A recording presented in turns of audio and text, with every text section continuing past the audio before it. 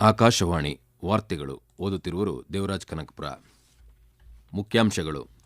ಮುಂಬೈನಲ್ಲಿಂದು ಪ್ರಧಾನಿ ನರೇಂದ್ರ ಮೋದಿ ಫ್ರಾನ್ಸ್ ಅಧ್ಯಕ್ಷ ಇಮ್ಯಾನ್ಯುಯಲ್ ಮ್ಯಾಕ್ರಾನ್ ಭೇಟಿ, ಕಾರ್ಯತಂತ್ರ ಪಾಲುದಾರಿಕೆಯ ಪ್ರಗತಿ ಪರಿಶೀಲನೆ. ಭಾರತ ಎಐ ಇಂಪ್ಯಾಕ್ಟ್ ಶೃಂಗಸಭೆ ಎರಡನೇ ದಿನವಾದ ಇಂದು ಅನ್ವಯಿಕ ಎಐ ಕುರಿತು ಕೇಂದ್ರೀಕೃತ ಸಮ್ಮೇಳನ ಆಯೋಜನೆ. ಬೆಂಗಳೂರಿನಲ್ಲಿಂದು ರಕ್ಷಣಾ ಸಚಿವ ರಾಜನಾಥ್ ಸಿಂಗ್, ಫ್ರಾನ್ಸ್ ಸಚಿವರ ಸಹ ಅಧ್ಯಕ್ಷತೆಯಲ್ಲಿ 6ನೇ ವಾರ್ಷಿಕ ರಕ್ಷಣಾ ಸಂವಾದ. ಐಸಿಸಿ ಪುರುಷರ ಟಿ20 ವಿಶ್ವಕಪ್ ಕ್ರಿಕೆಟ್, ಆಸ್ಟ್ರೇಲಿಯಾ ವಿರುದ್ಧ ಗೆದ್ದು ಸೂಪರ್ 8 ಹಂತದಲ್ಲಿ ಸ್ಥಾನ ಭದ್ರಪಡಿಸಿಕೊಂಡ ಶ್ರೀಲಂಕಾ. ಪ್ರಧಾನಿ ನರೇಂದ್ರ ಮೋದಿ ಮುಂಬೈನಲ್ಲಿಂದು ಫ್ರಾನ್ಸ್ ಅಧ್ಯಕ್ಷ ಇಮ್ಯಾನ್ಯುಯಲ್ ಮ್ಯಾಕ್ರಾನ್ ಅವರನ್ನು ಭೇಟಿ ಮಾಡಲಿದ್ದಾರೆ. ಈ ಭೇಟಿಯು ಸಂದರ್ಭದಲ್ಲಿ ಇಬ್ಬರು ನಾಯಕರ ಭಾರತ-ಫ್ರಾನ್ಸ್ ಕಾರ್ಯತಂತ್ರದ ಪಾಲುದಾರಿಕೆಯಲ್ಲಿ ಆಗಿರುವ ಪ್ರಗತಿಯನ್ನು ಪರಿಶೀಲಿಸಲಿದ್ದಾರೆ. ಇದರ ಜೊತೆಗೆ ಪ್ರಾದೇಶಿಕ ಮತ್ತು ಜಾಗತಿಕ ಪ್ರಾಮುಖ್ಯತೆಯ ವಿಷಯಗಳ ಕುರಿತು ನಾಯಕರು ಅಭಿಪ್ರಾಯಗಳನ್ನು ವಿನಿಮಯ ಮಾಡಿಕೊಳ್ಳಲಿದ್ದಾರೆ. ಪ್ರಧಾನಿ ನರೇಂದ್ರ ಮೋದಿ ಅವರ ಆಹ್ವಾನದ ಮೇರೆಗೆ ಅಧ್ಯಕ್ಷ ಮ್ಯಾಕ್ರಾನ್ ಇಂದು ಭಾರತಕ್ಕೆ 3 ದಿನಗಳ ಅಧಿಕೃತ ಭೇಟಿ ನೀಡಲಿದ್ದಾರೆ. ಇದು ಅಧ್ಯಕ್ಷ ಮ್ಯಾಕ್ರಾನ್ ಅವರ ಭಾರತಕ್ಕೆ 4ನೇ ಮತ್ತು ಮುಂಬೈಗೆ ಅವರ ಮೊದಲ ಭೇಟಿಯಾಗಿದೆ. ಅವರ ಚರ್ಚೆಗಳು ಕಾರ್ಯತಂತ್ರದ ಪಾಲುದಾರಿಕೆಯನ್ನು ಬಲಪಡಿಸುವ ಮತ್ತು ನವೀನ ಮತ್ತು ಉದಯೋನ್ಮುಖ ಕ್ಷೇತ್ರಗಳಿಗೆ ವೈವಿಧ್ಯಗೊಳಿಸುವತ್ತ ಗಮನ ಹರಿಸಲಿವೆ. ಸಂಜೆ ಉಭಯ ನಾಯಕರ ಭಾರತ-ಫ್ರಾನ್ಸ್ ನಾವೀನ್ಯತೆಯ ವರ್ಷ 2026 ಉದ್ಘಾಟಿಸಲಿದ್ದಾರೆ ಮತ್ತು ಎರಡೂ ದೇಶಗಳ ಉದ್ಯಮ ನಾಯಕರ ಸಭೆಯನ್ನು ಉದ್ದೇಶಿಸಿ ಮಾತನಾಡಲಿದ್ದಾರೆ. ಭಾರತ ಎಐ ಇಂಪ್ಯಾಕ್ಟ್ ಶೃಂಗಸಭೆ 2026 ನವದೆಹಲಿಯ ಭಾರತ್ ಮಂಟಪದಲ್ಲಿ ನಡೆಯುತ್ತಿದೆ. 5 ದಿನಗಳ ಈ ಶೃಂಗಸಭೆಯ ಜಾಗತಿಕ ದಕ್ಷಿಣದಲ್ಲಿ ಆಯೋಜಿಸಲಾಗುತ್ತಿರುವ ಮೊದಲ ಜಾಗತಿಕ ಎಐ ಶೃಂಗಸಭೆಯಾಗಿದೆ. 20 ರಾಷ್ಟ್ರಗಳ ವಿಶ್ವ ನಾಯಕರು ಈ ಕಾರ್ಯಕ್ರಮದಲ್ಲಿ ಭಾಗವಹಿಸಲಿದ್ದಾರೆ. ಆಡಳಿತವನ್ನು ಬಲಪಡಿಸುವ ಮತ್ತು ಸಾರ್ವಜನಿಕ ಸೇವಾ ವಿತರಣೆಯನ್ನು ಸುಧಾರಿಸುವ ಮೂಲಕ ಭಾರತ ಅಭಿವೃದ್ಧಿ ಪ್ರಯಾಣದಲ್ಲಿ ಕೃತಕ ಬುದ್ಧಿಮತ್ತೆಯನ್ನು ಪ್ರಮುಖ ಪಾತ್ರ ವಹಿಸುತ್ತಿದೆ. 5 ದಿನಗಳ ಶೃಂಗಸಭೆಯ ಆಡಳಿತ ನಾವೀನ್ಯತೆ ಮತ್ತು ಸುಸ್ಥಿರ ಅಭಿವೃದ್ಧಿಯಲ್ಲಿ ಎಐನ ಪರಿವರ್ತನಾ ಸಾಮರ್ಥ್ಯವನ್ನು ಪ್ರದರ್ಶಿಸಲು ಮತ್ತು ಚರ್ಚಿಸಲು ಜಾಗತಿಕ ನಾಯಕರು, ನೀತಿ ನಿರೂಪಕರು, ತಂತ್ರಜ್ಞಾನ ಕಂಪನಿಗಳು, ನಾವೀನ್ಯಕಾರರು ಮತ್ತು ತಜ್ಞರು ಒಳಗೊಳ್ಳುತ್ತಿದೆ. ಭಾರತ ಎಐ ಇಂಪ್ಯಾಕ್ಟ್ ಶೃಂಗಸಭೆ ಎರಡನೇ ದಿನವಾದ ಇಂದು ಉನ್ನತ ಮಟ್ಟದ ಚರ್ಚೆಗಳು ಮುಂದುವರಿಯಲಿದ್ದು, ಆದ್ಯತೆಯ ವಲಯಗಳಲ್ಲಿ ಸಂವಾದಗಳು ನಡೆಯಲಿವೆ. ಅನ್ವಯಿಕ ಎಐ ಕುರಿತು ಕೇಂದ್ರೀಕೃತ ಸಮ್ಮೇಳನದ ಜೊತೆಗೆ ಆರೋಗ್ಯ, ಇಂಧನ, ಶಿಕ್ಷಣ, ಕೃಷಿ, ಲಿಂಗ ಸಬಲೀಕರಣ ಮತ್ತು ಅಂಗವೈಕಲ್ಯಗಳಲ್ಲಿ ಎಐ ಕುರಿತು ಕೇಸ್ ಬುಕ್ಗಳು ಸೇರಿದಂತೆ ಪ್ರಮುಖ ಜ್ಞಾನ ಸಂಕಲನಗಳ ಬಿಡುಗಡೆಯನ್ನು ಈ ದಿನ ಒಳಗೊಂಡಿರುತ್ತದೆ. ನವದೆಹಲಿಯಲ್ಲಿಂದು ನಡೆಯಲಿರುವ ಭಾರತ ಎಐ ಇಂಪ್ಯಾಕ್ಟ್ ಶೃಂಗಸಭೆಯಲ್ಲಿ ಕೇಂದ್ರ ಶಿಕ್ಷಣ ಸಚಿವ ಧರ್ಮೇಂದ್ರ ಪ್ರಧಾನ್ ಮತ್ತು ಶಿಕ್ಷಣ ರಾಜ್ಯ ಸಚಿವ ಜಯಂತ್ ಚೌಧರಿ ಭಾಗವಹಿಸಲಿದ್ದಾರೆ. ಇವರು ಕೃತಕ ಬುದ್ಧಿಮತ್ತೆಯ ಗಡಿಗಳ ಪ್ರಗತಿ ಎಂಬ ವಿಷಯ ಕುರಿತು ಉಪನ್ಯಾಸ ನೀಡಲಿದ್ದಾರೆ. ಈ ಅಧಿವೇಶನವು ರಾಷ್ಟ್ರೀಯ ಶಿಕ್ಷಣ ನೀತಿಯ ದೃಷ್ಟಿಕೋನ ಮತ್ತು ವಿಕಸಿತ ಭಾರತ 2047ರ ರಾಷ್ಟ್ರೀಯ ಗುರಿಯೊಂದಿಗೆ ಹೊಂದಾಣಿಕೆಯಾಗುತ್ತದೆ ಎಂದು ಸಚಿವಾಲಯ ತಿಳಿಸಿದೆ. ಕಳೆದ ದಶಕದಲ್ಲಿ ಸಚಿವಾಲಯವು ಡಿಜಿಟಲ್ ವೇದಿಕೆಗಳು, ನೀತಿ ಚೌಕಟ್ಟುಗಳು, ಸಾಂಸ್ಥಿಕ ಸುಧಾರಣೆಗಳು ಮತ್ತು ಶಾಲಾ ಶಿಕ್ಷಣ, ಉನ್ನತ ಶಿಕ್ಷಣ, ಕೌಶಲ್ಯ, ಸಂಶೋಧನೆ ಮತ್ತು ನಾವೀನ್ಯತೆಗಳಂತಹ ದೊಡ್ಡ ಪ್ರಮಾಣದ ಸಾಮರ್ಥ್ಯ ನಿರ್ಮಾಣ ಮೂಲಕ ಎಐ ಸಕ್ರಿಯಗೊಳಿಸಿದ ಶಿಕ್ಷಣಕ್ಕೆ ಅಡಿಪಾಯ ಹಾಕಿದೆ ಎಂದು ಸಚಿವಾಲಯ ಅಭಿಪ್ರಾಯಪಟ್ಟಿದೆ. ರಕ್ಷಣಾ ಸಚಿವ ರಾಜನಾಥ್ ಸಿಂಗ್ ಮತ್ತು ಫ್ರಾನ್ಸ್ ಸಚಿವ ಕ್ಯಾಥರಿನ್ ವೆಟ್ರಿನ್ ಇಂದು ಬೆಂಗಳೂರಿನಲ್ಲಿ ನಡೆಯಲಿರುವ 6ನೇ ಭಾರತ-ಫ್ರಾನ್ಸ್ ವಾರ್ಷಿಕ ರಕ್ಷಣಾ ಸಂವಾದ ಸಹ ಅಧ್ಯಕ್ಷತೆ ವಹಿಸಲಿದ್ದಾರೆ. ಈ ಸಭೆಯು ಕೈಗಾರಿಕಾ ಸಹಯೋಗವನ್ನು ವಿಸ್ತರಿಸುವತ್ತ ಗಮನ ಹರಿಸಿ ದ್ವಿಪಕ್ಷೀಯ ರಕ್ಷಣಾ ಸಹಕಾರದ ಸಂಪೂರ್ಣ ವ್ಯಾಪ್ತಿಯನ್ನು ಪರಿಶೀಲಿಸಲಿದೆ. ಸಭೆಯ ಸಂದರ್ಭದಲ್ಲಿ ರಕ್ಷಣಾ ಸಹಕಾರ ಒಪ್ಪಂದವನ್ನು ಇನ್ನೂ 10 ವರ್ಷಗಳ ಕಾಲ ನವೀಕರಿಸುವ ನಿರೀಕ್ಷೆಯಿದೆ. ಹ್ಯಾಮರ್ ಕ್ಷಿಪಣಿಗಳ ತಯಾರಿಕೆಯಲ್ಲಿ ಜಂಟಿ ಉದ್ಯಮದ ಕುರಿತು ಒಪ್ಪಂದಕ್ಕೆ 2 ರಕ್ಷಣಾ ಸಚಿವರ ಸಮ್ಮುಖದಲ್ಲಿ ಸಹಿ ಹಾಕುವ ಸಾಧ್ಯತೆಯಿದೆ. ಭಾರತೀಯ ಸೇನೆ ಮತ್ತು ಫ್ರಾನ್ಸ್ ಭೂಪಡೆಗಳ ಸ್ಥಾಪನೆಗಳಲ್ಲಿ ಅಧಿಕಾರಿಗಳ ಪರಸ್ಪರ ನಿಯೋಜನೆಗೆ ಸಂಬಂಧಿಸಿದಂತೆ ಘೋಷಣೆಗಳನ್ನು ನಿರೀಕ್ಷಿಸಲಾಗಿದೆ. ಕರ್ನಾಟಕದ ವೇಮಗಲ್ನಲ್ಲಿ ಪ್ರಧಾನಿ ನರೇಂದ್ರ ಮೋದಿ ಮತ್ತು ಫ್ರಾನ್ಸ್ ಅಧ್ಯಕ್ಷ Emmanuel Macron Tata Airbus H125 light utility ಹೆಲಿಕಾಪ್ಟರ್ನ ಅಂತಿಮ ಜೋಡಣಾ ಘಟಕದ ವರ್ಚುವಲ್ ಉದ್ಘಾಟನೆಗೆ ಇಬ್ಬರು ಸಚಿವರು ಸಾಕ್ಷಿಯಾಗುವ ನಿರೀಕ್ಷೆಯಿದೆ. 2025ರ ಅಕ್ಟೋಬರ್ 12ರಂದು ಫ್ರಾನ್ಸ್ ರಕ್ಷಣಾ ಸಚಿವರಾಗಿ ಅಧಿಕಾರ ವಹಿಸಿಕೊಂಡ ನಂತರ ಸಚಿವರಾದ ಕ್ಯಾಥರಿನ್ ವೆಟ್ರನ್ ಭಾರತಕ್ಕೆ ಮೊದಲ ಭೇಟಿ ಇದಾಗಿದೆ. ಭಾರತ-ಫ್ರಾನ್ಸ್ ವಾರ್ಷಿಕ ರಕ್ಷಣಾ ಸಂವಾದವು ರಕ್ಷಣಾ ಮತ್ತು ಭದ್ರತಾ ಸಹಕಾರವನ್ನು ಪರಿಶೀಲಿಸಲು ಮತ್ತು ಮಾರ್ಗದರ್ಶನ ನೀಡಲು ರಚನಾತ್ಮಕ ಮಟ್ಟದ ದ್ವಿಪಕ್ಷೀಯ ಸಭೆ ಆಗಿದೆ. ರಾಷ್ಟ್ರಪತಿ ದ್ರೌಪದಿ ಮುರ್ಮು ಅವರು ಇಂದಿನಿಂದ ಆಂಧ್ರಪ್ರದೇಶಕ್ಕೆ 2 ದಿನಗಳ ಭೇಟಿ ನೀಡಲಿದ್ದು, ಅಂತಾರಾಷ್ಟ್ರೀಯ ನೌಕಾಪಡೆಗಳ ವಿಮರ್ಶೆ 2026 ವೀಕ್ಷಿಸಲಿದ್ದಾರೆ.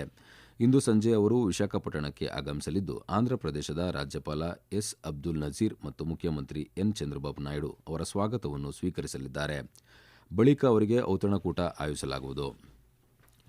ಈ ವಾರ್ತೆಗಳನ್ನು ಆಕಾಶವಾಣಿಯಿಂದ ಕೇಳುತ್ತಿದ್ದೀರಿ.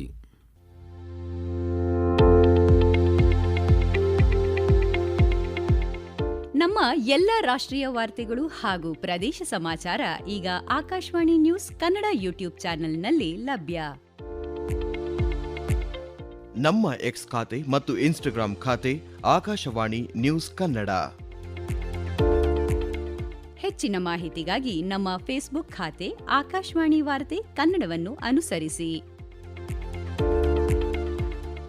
ಮಾಹಿತಿಗಳ ಹೂರಣ, ವಾರದ ಕಾರ್ಯಕ್ರಮ, ಪ್ರಚಲಿತ ವಿದ್ಯಮಾನ ಪ್ರತಿ ಬುಧವಾರ ರಾತ್ರಿ 9:15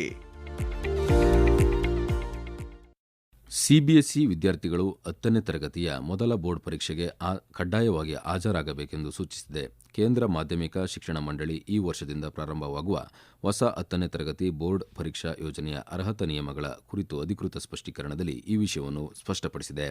ವಿದ್ಯಾರ್ಥಿಗಳು ಮತ್ತು ಪೋಷಕರಿಂದ ಬಂದ ಹಲವು ಪ್ರಶ್ನೆಗಳ ಹಿನ್ನೆಲೆಯಲ್ಲಿ ಮೊದಲ ಪರೀಕ್ಷೆಗೆ ಹಾಜರಾಗಲು ಸಾಧ್ಯವಾಗದಿದ್ದರೆ ಎರಡನೇ ಪರೀಕ್ಷೆಗೆ ಹಾಜರಾಗಬಹುದೇ ಎಂಬುದರ ಬಗ್ಗೆ ಮಾರ್ಗದರ್ಶನ ನೀಡಲಾಗಿದೆ.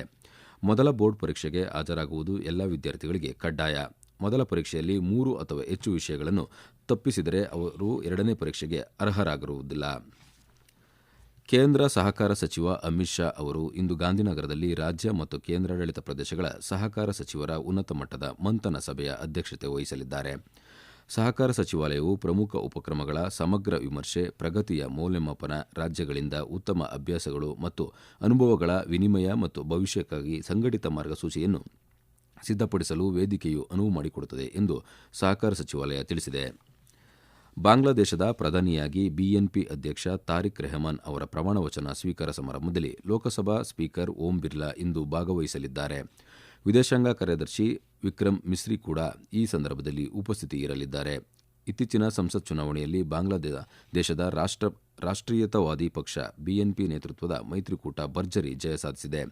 ಈ ಕಾರ್ಯಕ್ರಮದಲ್ಲಿ ಓಂ ಬಿರ್ಲಾ ಅವರ ಭಾಗವಹಿಸುವಿಕೆಯು ಭಾರತ ಮತ್ತು ಬಾಂಗ್ಲಾದೇಶದ ಜನರ ನಡುವಿನ ಆಳವಾದ ಮತ್ತು ಶಾಶ್ವತ ಸ್ನೇಹವನ್ನು ಒತ್ತಿ ಹೇಳುತ್ತದೆ ಹಾಗೂ ಪ್ರಜಾಪ್ರಭುತ್ವದ ಮೌಲ್ಯಗಳಿಗೆ ಭಾರತ ದೃಢವಾದ ಬದ್ಧತೆಯನ್ನು ಪುನರುಚ್ಚರಿಸುತ್ತದೆ ಎಂದು ವಿದೇಶಾಂಗ ಸಚಿವಾಲಯ ತಿಳಿಸಿದೆ. ಪ್ರಧಾನಿ ನರೇಂದ್ರ ಮೋದಿ ಅವರು ಹೊಸದಾಗಿ ಉದ್ಘಾಟನೆಯಾಗಿರುವ ಪ್ರಧಾನಮಂತ್ರಿ ಕಚೇರಿ ಸೇವಾ ತೀರ್ಥದಲ್ಲಿ ನಿನ್ನೆ ಮಾಜಿ ರಾಷ್ಟ್ರಪತಿ ರಾಮನಾಥ್ ಕೋವಿಂದ್ ಅವರನ್ನು ಭೇಟಿಯಾದರು.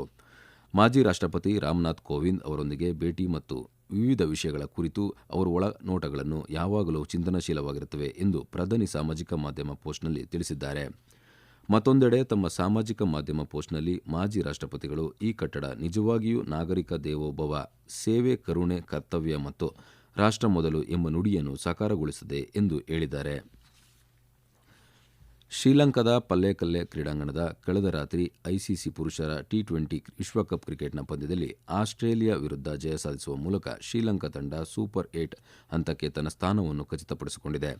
ಆಸ್ಟ್ರೇಲಿಯಾ ನೀಡಿದ 182 ರನ್ಗಳ ಗುರಿಯನ್ನು ಬೆನ್ನತ್ತಿದ ಶ್ರೀಲಂಕಾ ತಂಡ 18 ಓವರ್ಗಳಲ್ಲಿ 2 ವಿಕೆಟ್ ನಷ್ಟಕ್ಕೆ 184 ರನ್ಗಳನ್ನು ಗಳಿಸಿದೆ. ಪತುಮ್ ನಿಸ್ಸಂಕ ಕೇವಲ 52 ಎಸೆತಗಳಲ್ಲಿ ಶತಕ ಸಿಡಿಸಿದರು. ಇದಕ್ಕೂ ಮುನ್ನ ಕೋಲ್ಕತಾದಲ್ಲಿ ನಡೆದ ಎರಡನೇ ದಿನ ಪಂದ್ಯದಲ್ಲಿ ಇಂಗ್ಲೆಂಡ್ ತಂಡ ಇಟಲಿ ತಂಡವನ್ನು 24 ರನ್ಗಳಿಂದ ಮಣಿಸಿತು. ಇಂದು ನಡೆಯಲಿರುವ 3 ಪಂದ್ಯಗಳ ಪೈಕಿ ಚೆನ್ನೈನಲ್ಲಿ 11 ಗಂಟೆಗೆ ಆರಂಭವಾಗಲಿರುವ ದಿನದ ಮೊದಲ ಪಂದ್ಯದಲ್ಲಿ ನ್ಯೂಜಿಲೆಂಡ್ ಹಾಗೂ ಕೆನಡಾ ತಂಡಗಳು ಮುಖಾಮುಖಿಯಾಗಲಿವೆ. ಪಲ್ಲೆಕೇಲೆ ಕ್ರೀಡಾಂಗಣದಲ್ಲಿ 3 ಗಂಟೆಗೆ ಆರಂಭವಾಗಲಿರುವ ದಿನದ ಎರಡನೇ ಪಂದ್ಯದಲ್ಲಿ ಐರ್ಲೆಂಡ್ ಜಿಂಬಾಬ್ವೆ ತಂಡವನ್ನು ಎದುರಿಸಲಿದೆ. ಮುಂಬೈನಲ್ಲಿ ಸಂಜೆ 7 ಗಂಟೆಗೆ ನಡೆಯಲಿರುವ ದಿನದ 3ನೇ ಪಂದ್ಯದಲ್ಲಿ ಸ್ಕಾಟ್ಲೆಂಡ್ ಮತ್ತು ನೇಪಾಳ ತಂಡಗಳು ಸೆಣಸಾಟ ನಡೆಸಲಿದೆ. ಕೊನೆಯಲ್ಲಿ ಮತ್ತೊಮ್ಮೆ ಮುಖ್ಯಾಂಶಗಳು. ಮುಂಬೈನಲ್ಲಿಂದು ಪ್ರಧಾನಿ ನರೇಂದ್ರ ಮೋದಿ ಫ್ರಾನ್ಸ್ ಅಧ್ಯಕ್ಷ ಇಮ್ಯಾನ್ಯುಯಲ್ ಮ್ಯಾಕ್ರಾನ್ ಭೇಟಿ. ಕಾರ್ಯತಂತ್ರ ಪಾಲುದಾರಿಕೆಯ ಪ್ರಗತಿ ಪರಿಶೀಲನೆ. ಭಾರತದ ಎಐ ಇಂಪ್ಯಾಕ್ಟ್ ಶೃಂಗಸಭೆ ಎರಡನೇ ದಿನವಾದ ಇಂದು ಅನ್ವಯಿಕ ಎಐ ಕುರಿತು ಕೇಂದ್ರೀಕೃತ ಸಮ್ಮೇಳನ ಆಯೋಜನೆ. ಬೆಂಗಳೂರಿನಲ್ಲಿಂದು ರಕ್ಷಣಾ ಸಚಿವ ರಾಜನಾಥ್ ಸಿಂಗ್ ಫ್ರಾನ್ಸ್ ಸಚಿವರ ಸಹ ಅಧ್ಯಕ್ಷತೆಯಲ್ಲಿ 6ನೇ ವಾರ್ಷಿಕ ರಕ್ಷಣಾ ಸಂವಾದ. ಐಸಿಸಿ ಪುರುಷರ ಟಿ20 ವಿಶ್ವಕಪ್ ಕ್ರಿಕೆಟ್ ಆಸ್ಟ್ರೇಲಿಯಾ ವಿರುದ್ಧ ಗೆದ್ದು ಸೂಪರ್ 8 ಹಂತದಲ್ಲಿ ಸ್ಥಾನ ಭದ್ರಪಡಿಸಿಕೊಂಡ ಶ್ರೀಲಂಕಾ. ಇಲ್ಲಿಗೆ ವಾರ್ತಾ ಪ್ರಸಾರ ಮುಕ್ತಾಯವಾಯಿತು. ನಮ್ಮ ಮುಂದಿನ ವಾರ್ತಾ ಪ್ರಸಾರ 12 ಗಂಟೆಗೆ.